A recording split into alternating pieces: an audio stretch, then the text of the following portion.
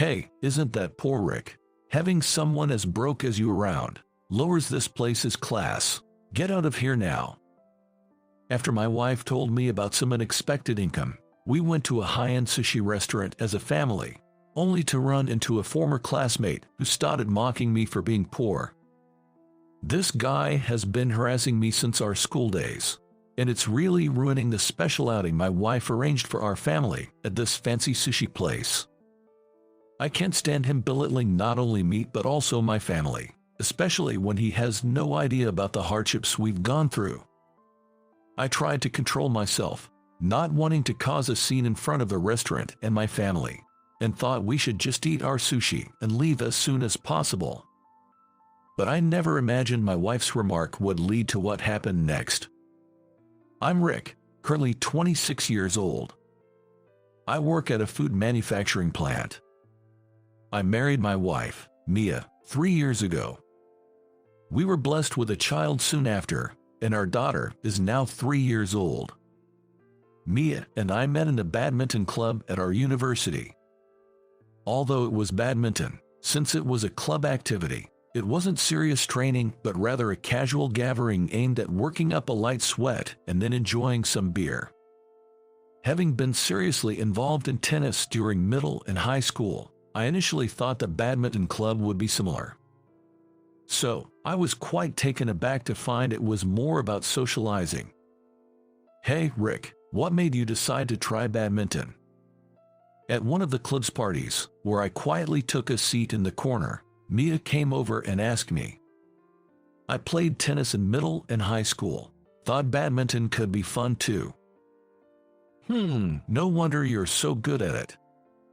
Not really, but what about you? I love plants, and I thought badminton was about going to the garden. I asked her over a beer, puzzled. What do you mean? I thought, because it's badminton, maybe badminton is on the ground. Ha ha ha. I couldn't help but burst into laughter, spilling my beer, and couldn't stop laughing for a while. Was it that funny? You're joking, right? No, really, I'm serious. Whether that story was true or just a joke to break the ice, I never found out. But that conversation was the start of Mia and I getting along and eventually dating. I was drawn to Mia's outgoing and sociable nature. Later, Mia told me she liked me because I seemed quiet but kind. We were quite different, but perhaps that's what drew us to each other. We got married right after graduating from university. This is really hard for me to say, but one day, Mia started a conversation with me very formally. What's up? You're being very formal. I don't want to work. I couldn't believe my ears. What? You want to be a homemaker? Oh, no, it's not like that. Mia cleared her throat and apologized. It's just that there's something I really want to focus on, so I won't be able to work or do household chores. I'm sorry. Is that what it is? Please don't abandon me. I won't abandon you. I smiled. If Mia was this serious, it must be something important. I don't fully understand what you mean, but you should pursue it without any regrets. Rick, thank you. Mia's face was a mess, streaked with tears and a runny nose. Since then, I've been working at the factory while also managing the household chores and child care. Honestly, it was very tough. While I could manage the household chores, it was often necessary to leave the factory for my child's medical checkups and vaccinations, which happened quite frequently. I had explained the situation to our factory manager, Mr. Johnson, in advance and got his approval, but as a result, my salary was reduced, and our household finances became tighter. One day, I went shopping with my daughter. She had grown a bit and was at the age where various desires were emerging. Daddy, let's go to the amusement park, my daughter suggested. She had been asking for a while, but honestly, I was too caught up in household chores, and we didn't have the time or the money. It's a bit difficult for us to go there today. Why don't we go another time? I replied. Come on, you don't even have the money to take your kid to an amusement park. What a poor man. A man sneered as he walked by. It was Kevin Harris, a former classmate and fellow member of tennis club in our high school. I can take you to the amusement park. How about that, huh? Kevin spoke to my daughter, but she got scared and hid behind me. Long time no see, Kevin. Rick, you seem to be struggling, wearing those worn-out clothes. Well, you seem to be doing well, which is good. Kevin's lips twisted into a scornful smile. What a dull guy. Well, enjoy your bottom-of-the-barrel life. Kevin walked away. His words pierced deep into my heart, but there was nothing I could do about it. The difficult times continued for another year and a half. However, one day, Mila unexpectedly brought something up. We were having a soup full of vegetables for dinner. Our daughter said, I want to eat meat or fish. All right, then tomorrow, Daddy will make you some delicious meatballs.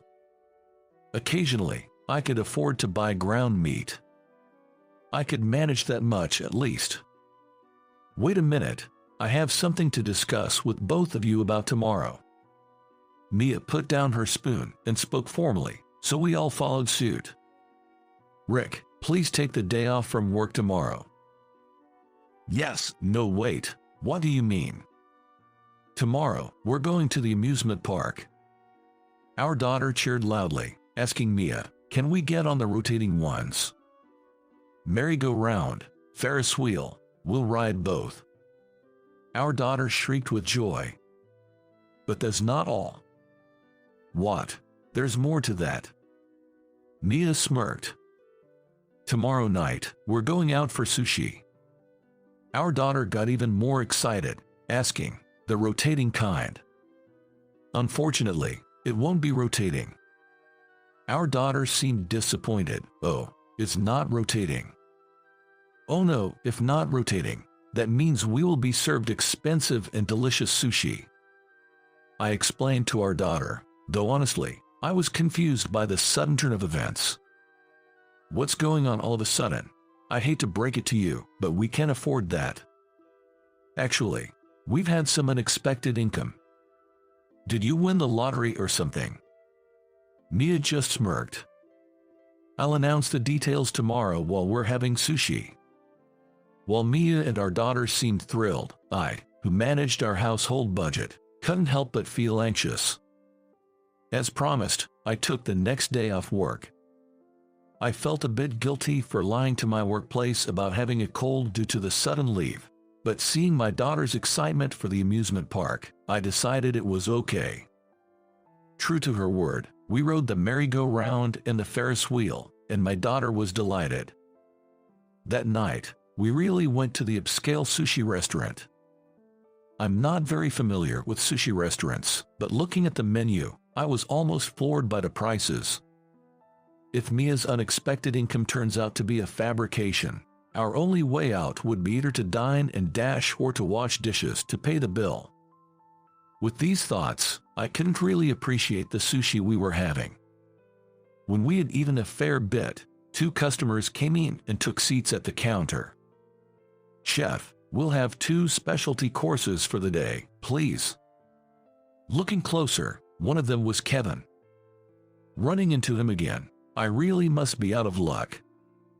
In high school, Kevin always teased me. It was frustrating, but since Kevin had better grades and was more active in sports, I couldn't talk back. Fortunately, he didn't seem to notice I was there. I'll try to keep a low profile and avoid being noticed.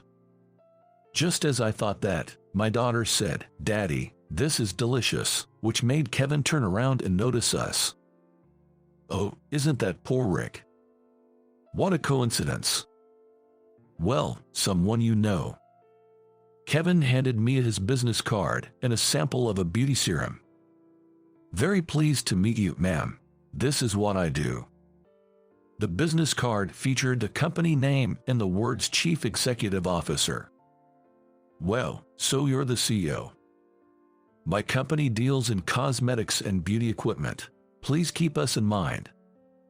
That outfit, it's a high-end brand, right? You must be quite wealthy. Kevin sneered. I started my own business in college, so I do have a fair amount of money. Your clothes seem quite worn. It must be tough having a husband with a modest income. Mr. Harris, you might want to stop there. It's getting a bit rude. The man sitting next to Kevin was Tyler, another high school classmate. Tyler, long time no see. Hey, how are you? Tyler is so brilliant that he works as my right-hand man. Poor Rick is just a small cog in the machinery of some factory, right? I'm saying, stop it. Chef, please prepare some sushi of premium tuna for this family. It seems they've stretched their budget to come here today. Just look at those clothes covered in pilling. It's heartbreaking. As a CEO, it's only right to give back to the common people. Enjoy quickly and then head back, you poor souls. Suddenly, Mia slammed the table and stood up with a smile at Kevin. Wow, thank you so much. I've never had premium tuna before, so this is really exciting for a commoner like me.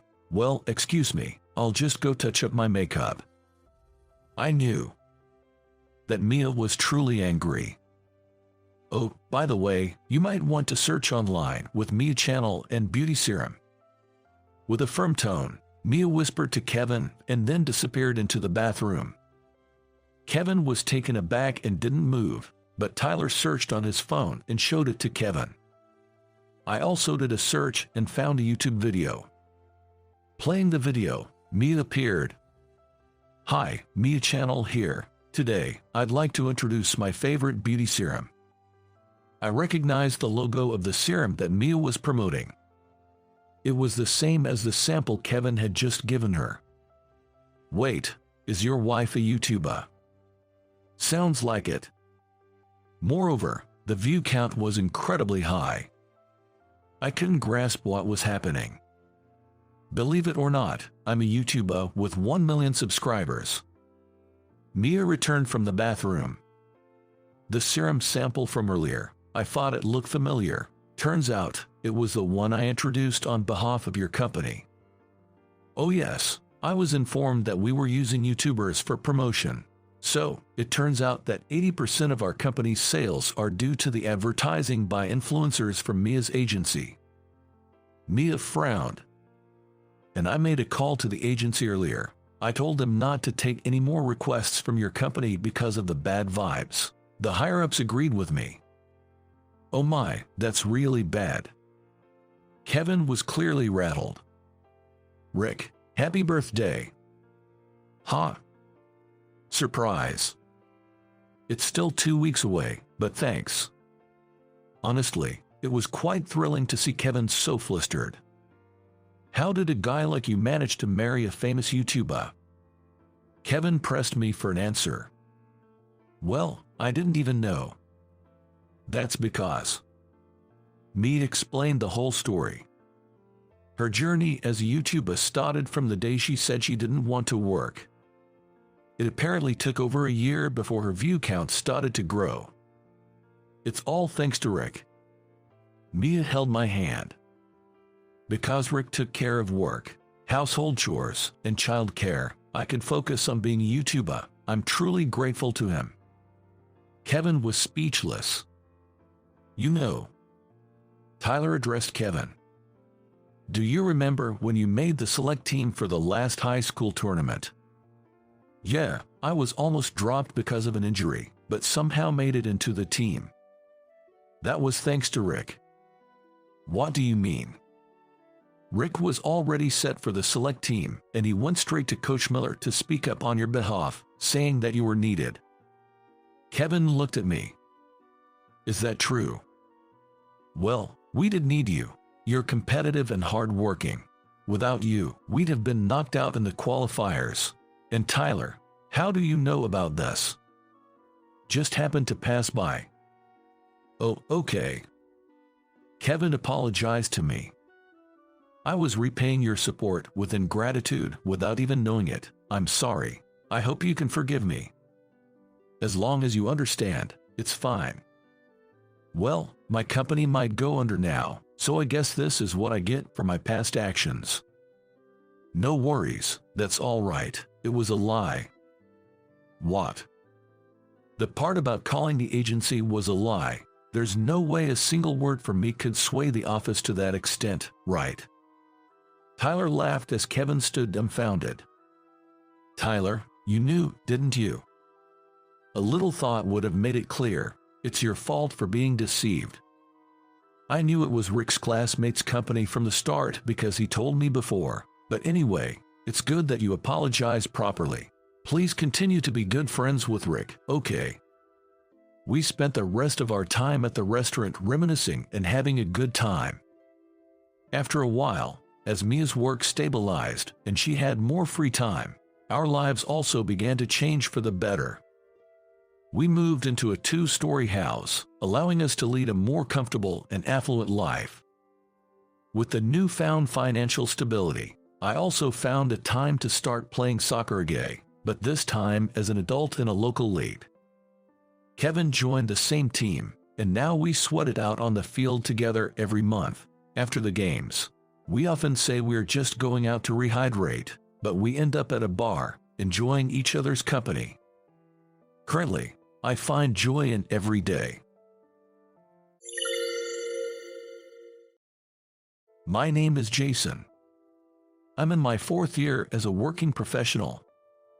Recently, after working for 3 years at my first job since graduating, I resigned to take a sales position at a major food manufacturer for career advancement. Since joining the company 3 months ago, I've been able to build trust with clients using my natural communication skills, leading to excellent sales performance.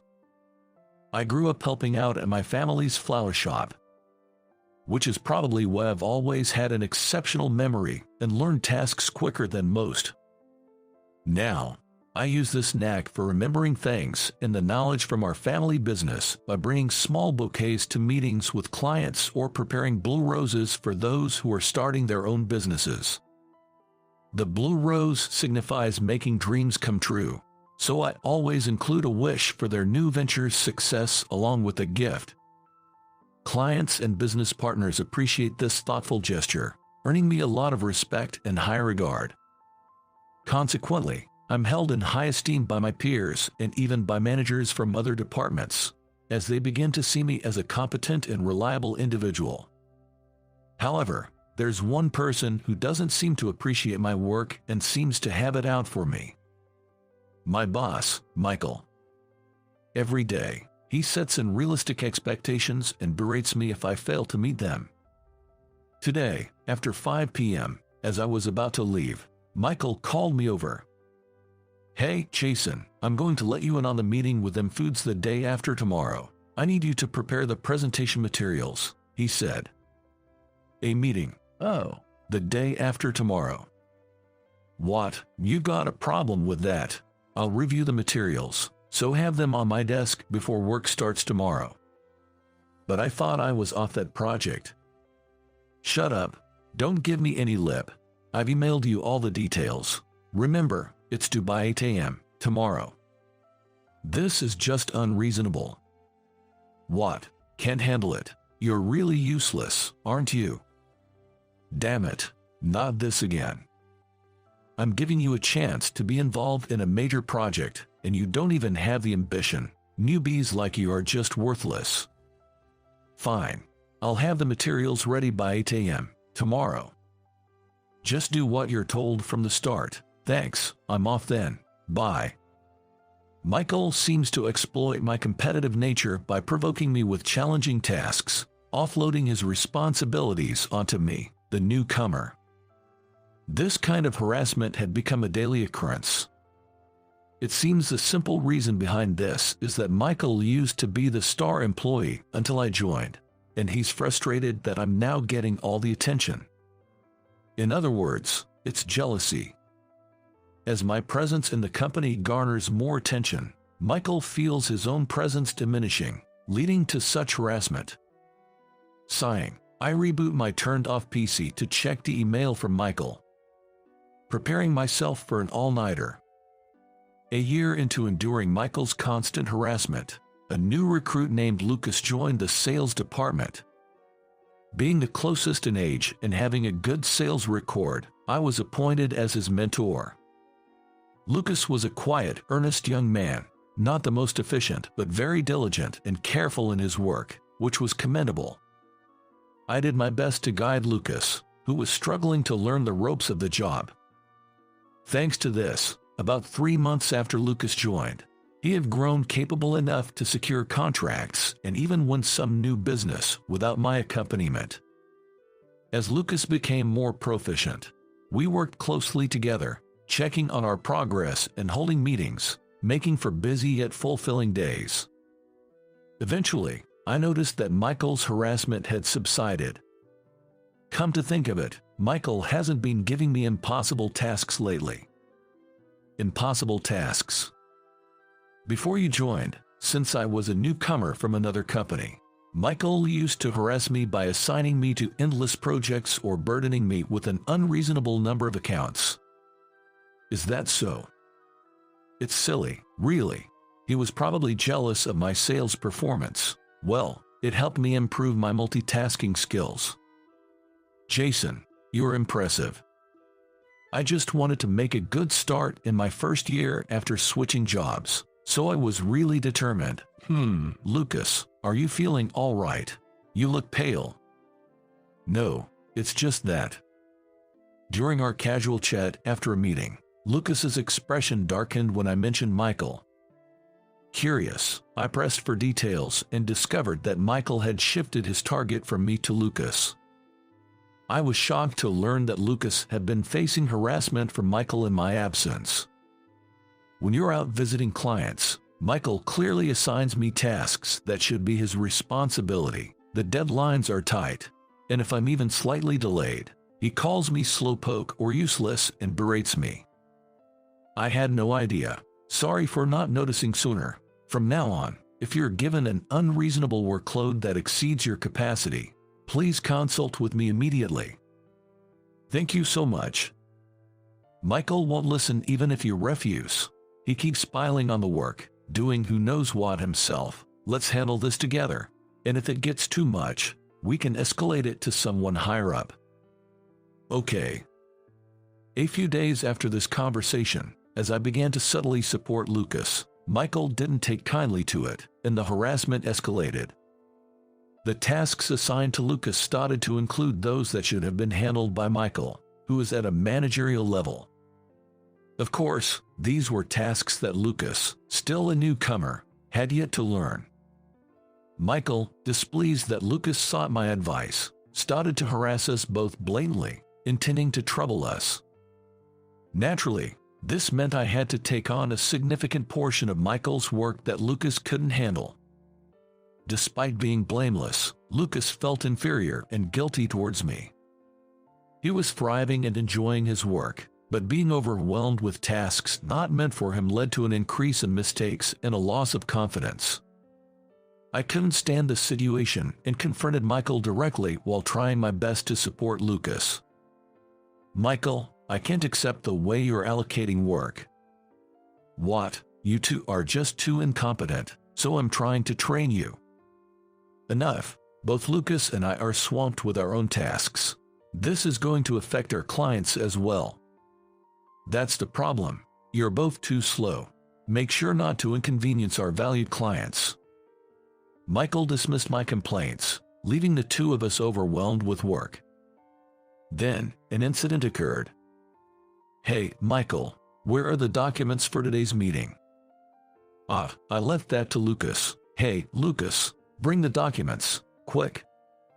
I'm sorry, the documents aren't ready. What? I was counting on you, weren't I? Yes, but I was only assigned this task yesterday evening, and there wasn't enough time. Don't give me excuses. Do you realize how important this meeting is? You're such a useless newcomer. What now? Make sure to submit it to Charles by 11 a.m. Yes, I will. I'm sorry, Charles. My subordinate is slow, causing you trouble. I'll make sure it's done by 11 a.m. All right, I'm counting on you. Of course. It turned out that the documents for a crucial meeting scheduled at 2 p.m. today hadn't been prepared. This was a task originally meant for Michael, which he had dumped on Lucas the previous evening. Smirking, Michael shifted the blame and made excuses to Charles before returning to his desk. Seeing Lucas looking distraught and close to tears, I offered my support. It's okay. We have 2 hours until 11 a.m. We can make it work. Could you handle checking my mails and dealing with urgent estimates while I work on this? Yes, I will. I then worked frantically on the documents. Next to me, Lucas was handling the tasks I'd asked him to do while progressing with his own work, a look of desperation on his face. Even then, Michael passed by Lucas's desk, sneering. Newcomers are really useless, aren't they? Lucas ignored him, but I could tell it was affecting him. Don't mind what Michael says. Let's make sure we succeed. It's going to be okay. Thank you so much, Jason. Focus now. We don't have much time. Yes. Somehow, we managed to complete the documents by 11 a.m. Charles was impressed with the quality of our work, and the afternoon meeting was a success. After the meeting, Charles praised the documents and presentation.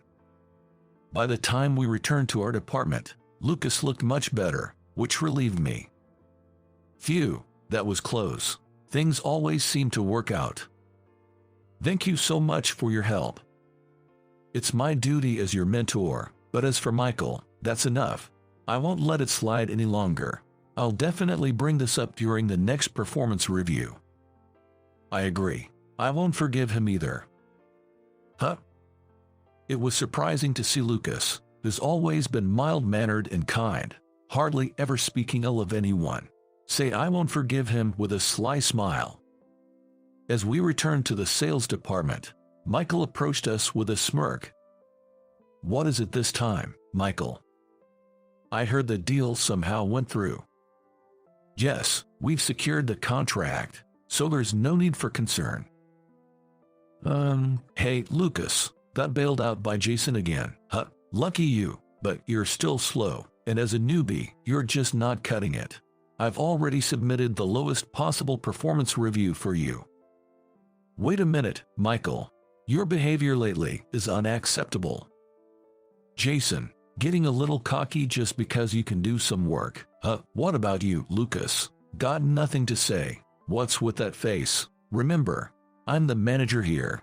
You newbies just need to do as I say. And Jason, your defiant attitude will cost you on your performance review too. Don't you think you're being too tyrannical? And what's this about performance reviews? The year-end performance review is still a while away. Isn't it a bit early for that? You regular employees wouldn't know. The company's performance is down.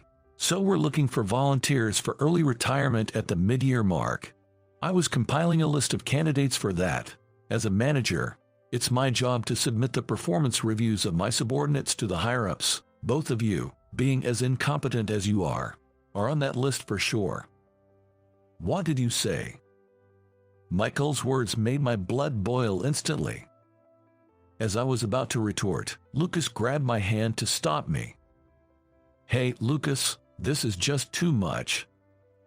Calm down, Jason. Michael, I understand your point clearly now. Oh, finally got it through your thick skull, did you? Well, enjoy working hard until you get the retirement notice. Smirking, Michael threw out his parting shot and left. A few days after Michael claimed to have submitted the lowest performance reviews for us, President Sullivan decided to visit each department to observe the employees' work. When it was the sales department's turn, President Sullivan arrived, holding the documents Michael had prepared. Mr. Sullivan, we've been expecting you. Thank you, everyone in the sales department. You're the backbone of our company's earnings, and I appreciate your hard work. Today, I'll be observing how you all work. Did you have a chance to look at my performance review documents? I'll introduce you to the employees of the sales department and their evaluations. With that, Michael, looking triumphant, cozied up to President Sullivan to show him around. He followed Michael's lead, conversing with employees and observing their work. I watched nervously as they moved around the department. Glancing at Lucas, I expected him to be disheartened, but to my surprise, he was calm and focused on his work, unaffected by President Sullivan's visit. Eventually, he approached Lucas and me. "Sorry to interrupt your work. You're Jason, right? I've heard good things about you." Thank you. It's an honor. I heard you played a crucial role in closing a significant deal recently. The sales manager was praising you." "Well, I just did the best I could."